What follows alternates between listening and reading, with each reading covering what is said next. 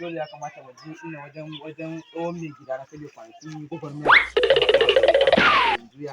ya ce ya shigo area haka za mu kai da gaskiya zama haka babu sana'a zai koya maka wannan harkar samu sai da ni ba mace ki bane no no no no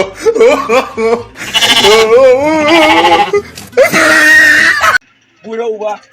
kaga da ganin mutum ya gam ya gudu ko bai gane ni bane haba da gudu ko ba gane ni bane haba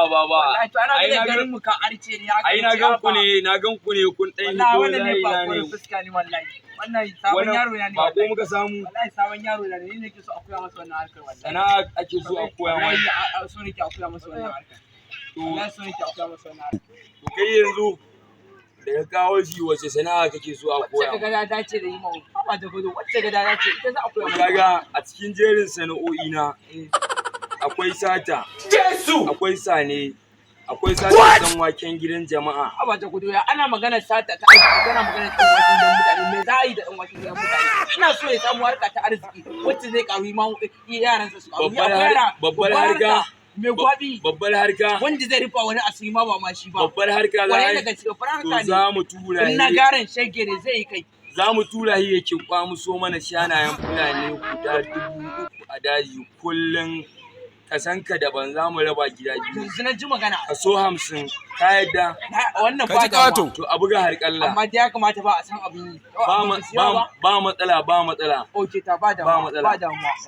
da kudu ya kamata fa a fara koya masa haka idan a fara tiri na yanzu dan koya masa inda ake ka san yaran marasa ayo ai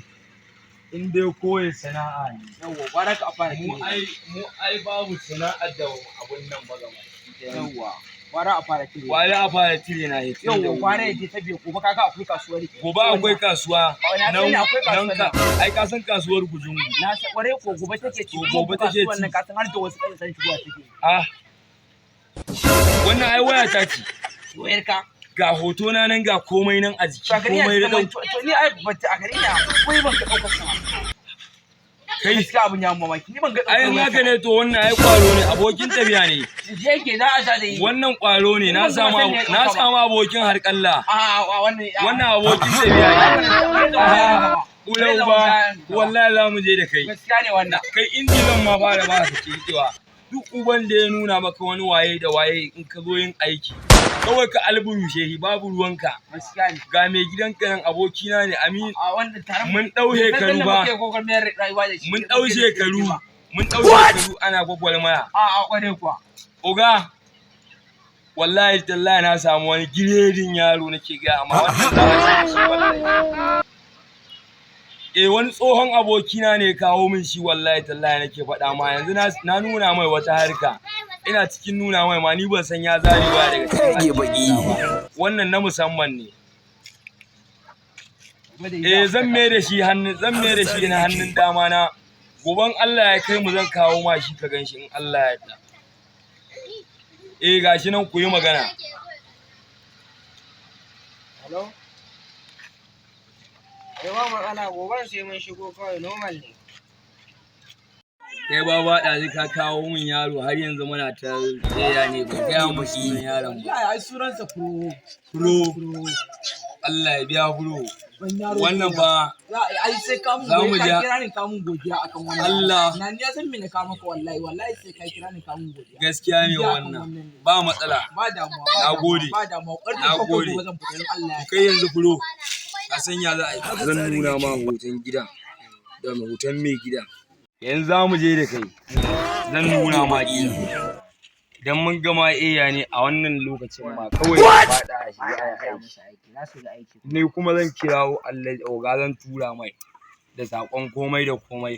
ta waya ya turo mana duk wani abun da yake so yanzu zo mu kaɗa mu je mu nuna maka duk abin da yake faruwa aga gidan da nake ma bayani nan ne inda za ka idan ka ɗauko mana ita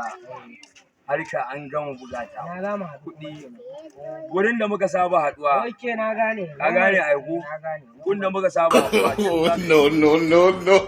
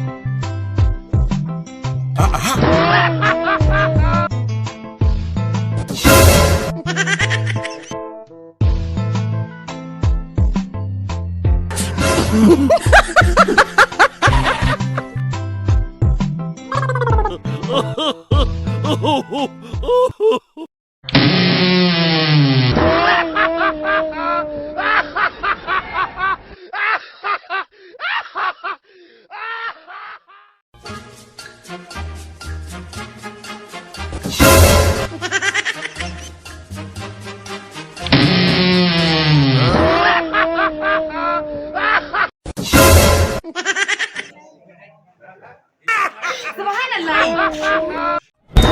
Hege baki.